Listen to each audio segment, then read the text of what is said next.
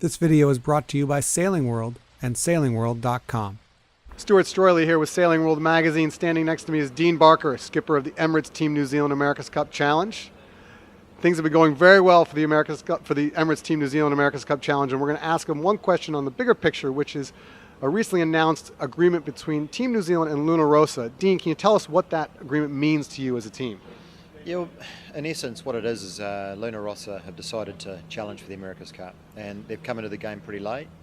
The only way they can really get up to speed in a short time is to buy a design package, and so the protocol for this America's Cup allows for teams to buy design information from other teams up until the end of December 2013,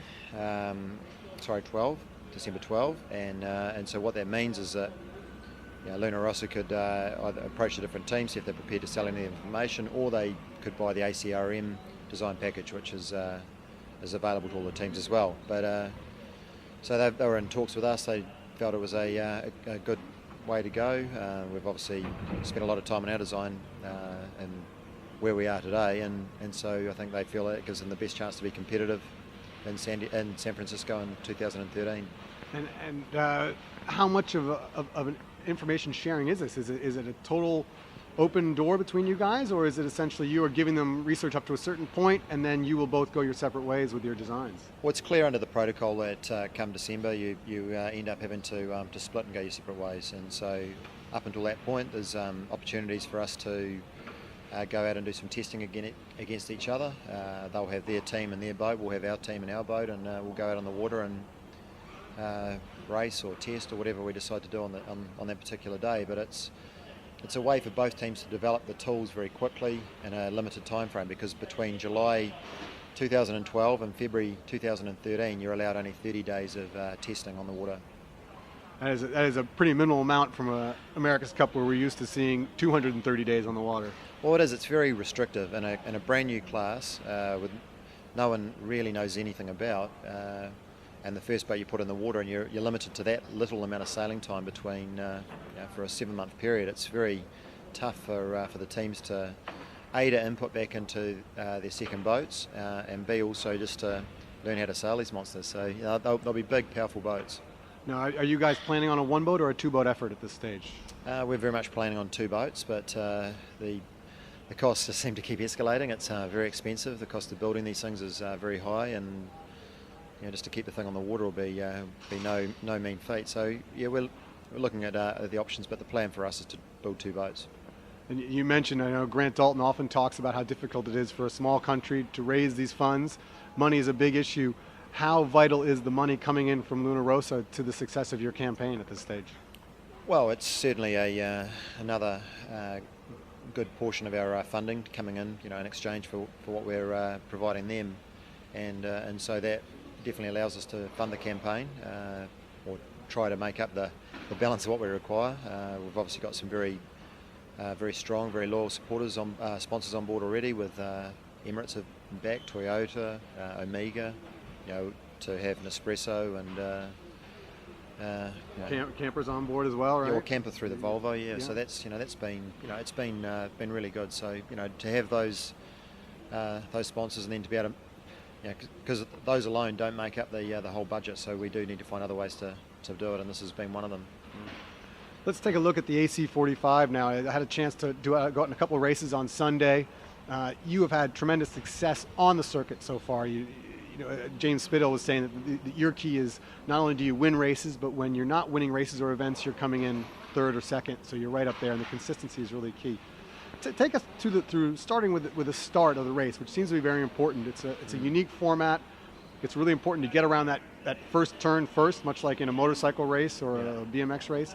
What do you see in the start? How is it that you guys set up the start, and what are you looking for to get that hole shot? Well, it's interesting. Yeah, I think the analogy is very similar to the motocross riding. It's if the guy that gets to the mark first normally wins the race. It's that simple. So the emphasis that goes on that first minute really, or 30 seconds of the race is absolutely key. So you can find a balance of line bias and wind direction and everything else. You try to analyse all that and to see how it all comes together, and if you get the balance of those things right and you get a nice acceleration off the start line, then you can normally pop out in the first sort of 2 or 3. But you get back a bit, you make a mistake on choosing the end, you don't get a good acceleration, you find yourself back in the fleet a little bit. It's very, very hard in this format to work your way back through the fleet. So we work hard on the consistency. It's not an easy thing to do, because the best way to be consistent is sometimes to actually be quite aggressive in the way you sail and take the opportunities when they're there. Try and consolidate good positions when you can. It's an interesting mindset, but you have to balance a lot of different factors up. Going into the corner, of course, you roll out the Jenniker, you go downwind, you have a couple of jibes. Another area that's really vital in this racing is the maneuvers. Yes. Tell us a little bit how you guys have structured your crew.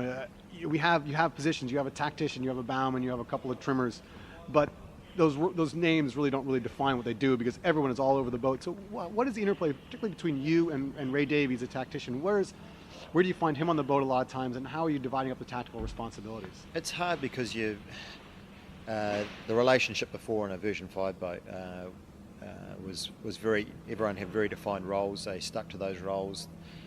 Maybe at times they'd grab a runner tail or something just to help the guys out in a tough manoeuvre. But now it's very different. It's you basically got to be everywhere, and there's a lot of interchange in the roles.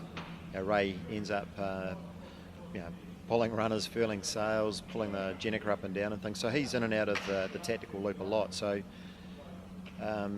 between Glenn, myself and Ray, we have to build up a communication loop where we sort of know when each other's sort of cycling in and out of the, looking up the course and sort of how it's playing out with the other boats around us, and try and really find a good way to not overcomplicate things, which is probably the biggest thing you get that's easy to do. So in this environment, I have to take on a lot more responsibility for the tactics because it happens so quickly, and the other guys are head down a lot of the time in manoeuvres, and you've just got to try to communicate that. So through practice is really the only way you can build up the skill level across the boat.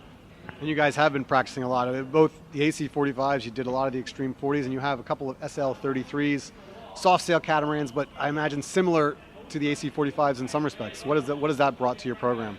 The Extreme Sailing Series for us has been a huge learning curve, and that's been just vital in terms of developing our sailing team. It's without that we'd be still struggling to make headway.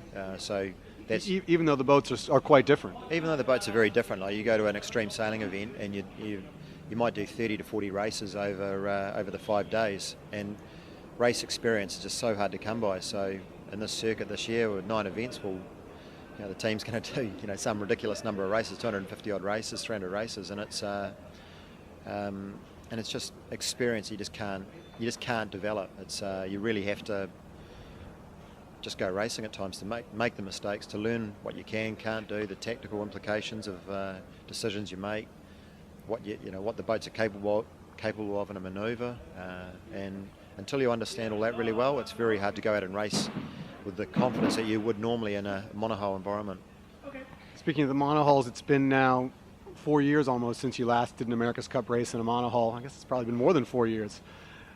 What are your feelings on this new format? Do you appreciate this format? Are you seeing the value in it, and are you enjoying it maybe more than you were on the version 5 boats?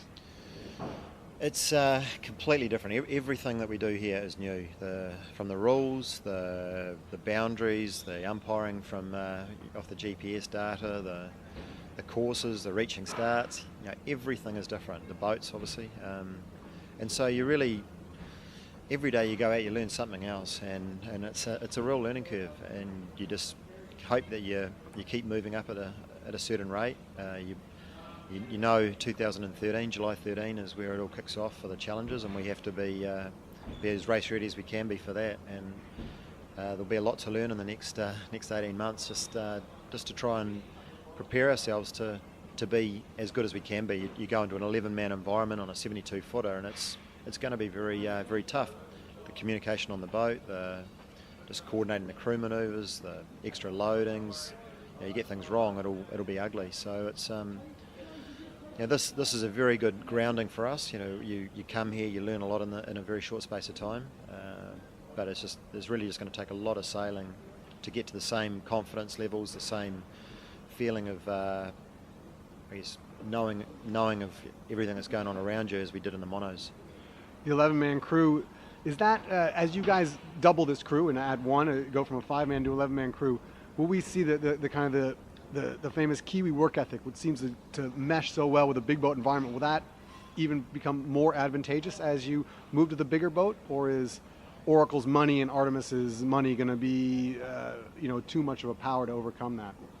No, I have every confidence in the guys that we've got. We've got a very strong sailing team. We only have one sailing team, so we have to make sure that the guys gel well together and that we find the right ways to operate as a group. But with all the sailing that we've done over the last few years, since even Valencia in 2007, we built a very good foundation there. We were able to take that on to 2 Audi Med Cup seasons, and then also the Louis Vuitton Trophy events that we were doing. So we kept a good rhythm with the ability to keep the guys together and sailing together as a group. Very much the same core that now makes up the race boat on in the 72 environment, the 11-man crew, and I'm sure we'll get there. It'll be challenging. There's no question these boats are very, very difficult and demanding to sail. Sailing these 45s just proves how different the sailing style is. I sit there, steer the boat, give instructions, and the other 4 guys get flogged all the way around the course, and it's very, very demanding physically on the guys. Last question, Dean. The 72, all the rules are very open for that boat. How much is that 72 going to be a development of what we see in the AC45s, and how much is it going to be a completely new animal? Well, the AC45 is a very good stepping stone for all the teams, because it's got the element of a wing sail straight away, which pretty much no one other than the Oracle guys have sailed with in this scale. So that in itself is a big benefit. The AC45 is a much more modern hull shape than, say, the Extreme 40. So again, you learn a lot more about the effects of the hull shape and developments there. And all of those things factor in the back of your mind when you're sitting there in your design meetings, deciding about what direction you want to go and how you want the boat to behave and everything else. And like any other boat, you're involved with the design. There's trade-offs, and you can have one thing, but you normally have to give up something else. So it's the boats will be very, very fast. There'll be things will happen very quickly, and you're going to have to really have your wits about you. So just getting them around the course in San Francisco is going to be a real challenge. But no, it's the 45's been a very, very good platform to introduce the different teams into the world of catamaran sailing. All right, Dean, well, good luck this week, and good luck as you guys get your 72, which we'll see on the water sometime next summer, I imagine, right? July next year, we should hopefully be out on the water and carving up the Hauraki Gulf. All right, great. We'll look forward to it. All right, Thanks, thank Dean. you, Stuart. Yeah.